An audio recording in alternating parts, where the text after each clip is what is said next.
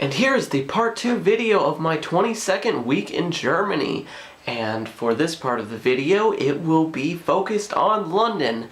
So, from Berlin, Victoria and I left by bus from Berlin to London, and it was a really long bus ride. It was quite miserable, and I don't want to talk about it. I don't want to remember it. It was awful. But the only cool part was going under the channel, under the English Channel. But the security there was ridiculous. You couldn't even believe it. I couldn't even believe it. Haley ended up flying because our bus was filled up. Really sad, but we made it there to London finally. And so what we did that day was we actually kind of relaxed a little bit because we were all so very tired. And so we chilled for a while and then went out later that night. We went out to see the sights in London, and the first thing we saw was the London Bridge, of which you will see on your screen right now, and walked along the riverbank and saw the awesome Tower Bridge, the one that actually lifts in the middle. Very pretty bridge. Again, you will see that. And the next day, actually got to visit it. We went to the Tower of London Museum. It was a little expensive to get in, but it was worth it. It was a really neat museum. I got to see their armory, this collection of armor and weapons. It's the probably longest going tourist attraction since, God, the early 1700s or so, I believe it said. That was really cool. Here's a dragon made out of only weapons. That was really neat, but I don't even know who came up with that. They were very creative though. And I got to see the royal jewels, of which I sadly did not get a picture of because it wasn't allowed. So we had a lot of fun going to see the sights in London. I got to hear Big Ben chime. I got to ride around the underground quite a lot. I got to see platform 9 3/4 from the first Harry Potter movie. The next day we went to Stonehenge. And it was actually flooding a little bit. While we were there, it was raining quite a lot because, of course, England. Rains all the time in England. So we went to Stonehenge on a really shitty day, honestly. But Stonehenge is Stonehenge. It was built in like 3000 BC, and they believe it was built so that they would be able to track the movements of the sun and sort of tell time with it. I believe that was the reason why. So engineering, God, 5,000 years ago. Amazing. And we later moved on to the Roman city of Bath. They actually had discovered some natural hot springs, these large, huge natural hot springs, and they built huge buildings around them so that the people that lived there could bathe, and that's what they did. It was really awesome. I've never seen ruins that well preserved, at least the part of the Bath. The part of the Roman baths, I've never seen ruins that well preserved. I mean, you can see this face that looks like this man with a beard and snakes coming out. It's crazy looking. That's from 4th century Roman Empire. Really amazing. It was really neat. I actually went in thinking that Bath was ruins and it was a really small city, but no, it's still a thriving city. And I love that. That was my last day in London, sadly. Had a lot of fun there in London, had some awesome fish and chips because, you know, England, of course. So I left on a flight the next morning and arrived in Berlin, took a bus back from Berlin to Dresden, and here I am now. Except this is 2 days later after I got back because it was quite a long trip. I really enjoyed myself in London. It didn't feel as safe as Germany, honestly, but it was still very neat, and I would recommend going there. And of course, go to Berlin too. Berlin's awesome. So is London. Go there. So you guys know how we do this. Let's see what we did for the week.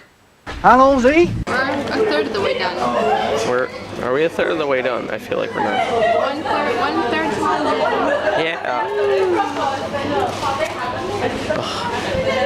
Here we were at about 4 in the morning at what I believe to be Brussels, Belgium.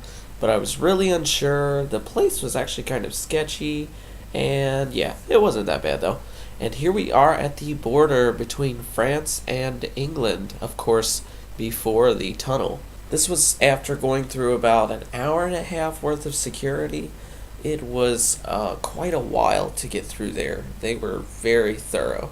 And here we were actually in a train car going under the tunnel in our bus. It was awesome.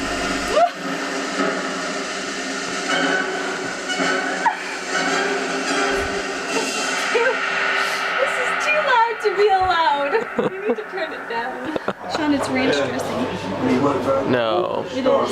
It's ranch dressing. I'm pretty sure. I mean, and in the morning can we... look.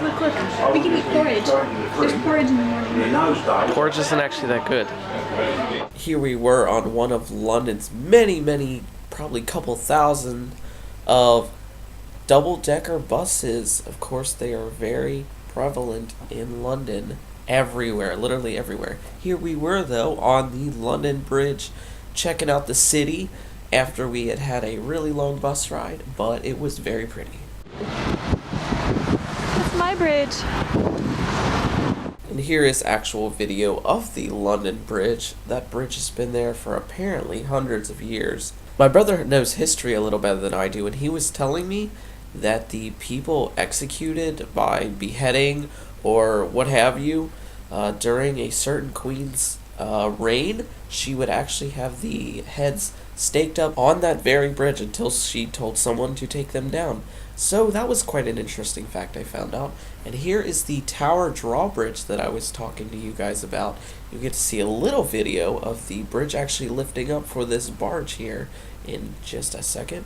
You see it right there. That was very amazing. I've never seen a drawbridge before in my life, and I'm glad to say that the first one I saw was in London, of probably the prettiest bridge I've ever seen ever.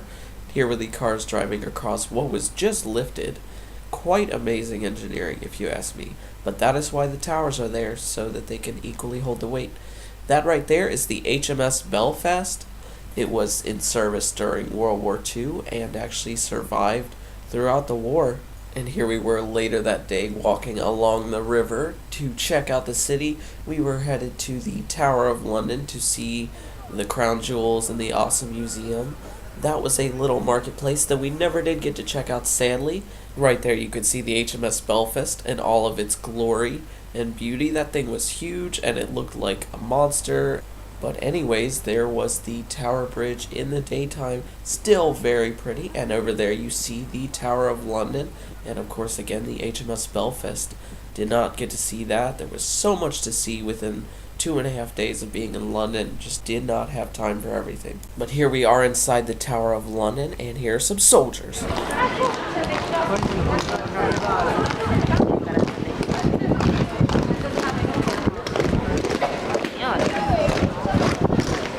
We were in the main tower that you saw. This is the armory that they actually kept in the main central tower.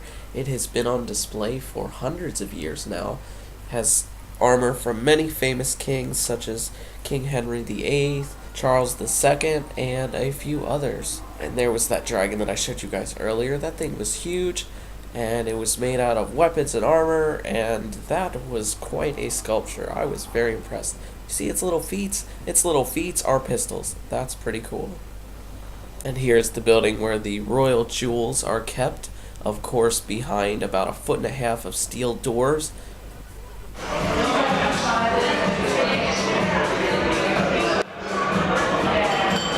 Are we excited? Oh yeah.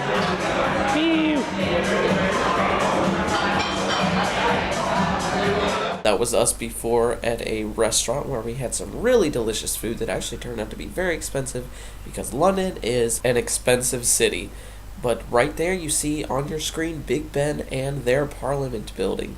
Big Ben was a pretty cool clock, never seen a cooler clock before. And here's a little video of hearing him chime at the hour.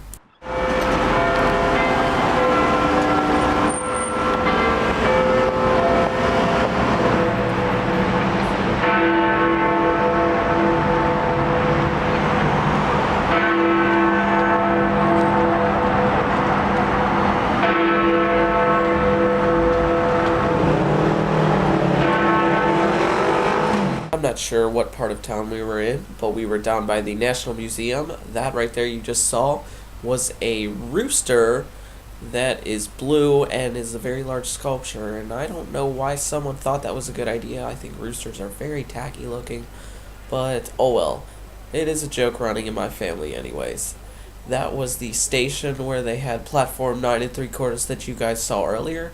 Less than spectacular, but it's okay. And that right there is the largest stadium devoted to any sort of sport. It's actually a rugby stadium. And here we are at the 5,000-year-old mystery that is Stonehenge. It is amazing to see that that is still there after all of these years. It was really cool to see it. It was definitely quite awe-inspiring to see such an old structure. It was a really crappy day out that day, so we did not stay for too long there, but still really enjoyed it. Warm rice. Actually, this is a liquid food. Liquid food? Liquid food. Sean, what do you think of that sausage roll? You also have crumbs all over your mouth. I know. It's very messy. To show off a little bit of the countryside of England, it was quite rainy out, as I said, and it was flooding in places, and you'll see a little flooding that our bus drove through. That is an old army barracks that is still in use to this day, apparently, as our tour guide had said. And here is a little bit of the flooding that you see right there, which our bus actually drove through. There was traffic backed up for at least a mile, and I was really confused as to why it was backed up. But this large puddle on the road can sort of tell you why. We were headed to the ancient Roman city of Bath. There is a bit of the cathedral, of which we will visit a little bit later on in the video. And here is Sally Lunn's house. She used to inhabit that house. That is the, I believe, oldest standing house in either England or within the entire world. I would say probably in England, but I am not sure. There is an actual human skeleton when we were in the Museum of Bath. The archaeologists who excavated that area said that they had found over 12,000 coins during that time.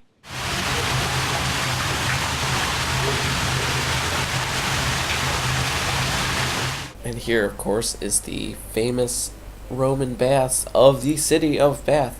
The Romans actually constructed this building around there, and there used to be a roof on top of that, but sadly it was buried for, I think 300 years, and was found in the 1700s. I'm surprised that they could bury such a large thing, and no one would know it was there for hundreds of years. But they found it again, and they have kept it and preserved it ever since. This was originally a cold bathroom where the Romans would jump into after they had had a hot bath in the springs, and now it's used sort of as a wishing well. The floor was actually placed on these stones in order so that the steam could flow under these rocks and actually create a heated floor. That was quite impressive, if you ask me.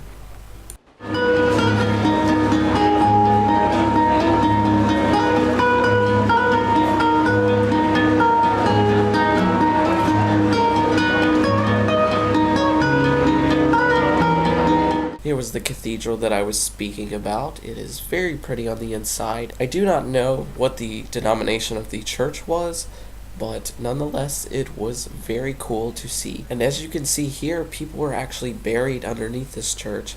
They had gravestones, and there was many writings with Old English, Newer English, anything from the year 1650 and up. Here we were later at a fudge shop. I finally got my fudge fix, and it's still sitting here in my room. So I am a very happy creature with my sugary fudge. Here we were later that day at a restaurant called the Shakespeare, and of course had fish and chips there because it was my last day in London. Here we were down by Piccadilly Circus, sadly not quite in it, but it really looked like the Times Square of London.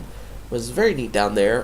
Did not get to do too much down there. We were quite tired, and I had to leave very early that next morning on my flight.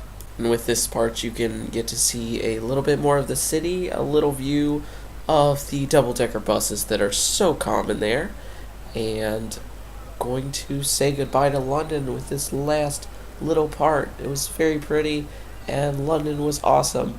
And here I am on my plane, bored, and I like flying. It's really enjoyable, but I was by myself, so oh well. Had a lot of fun. And so I'll see you guys next week.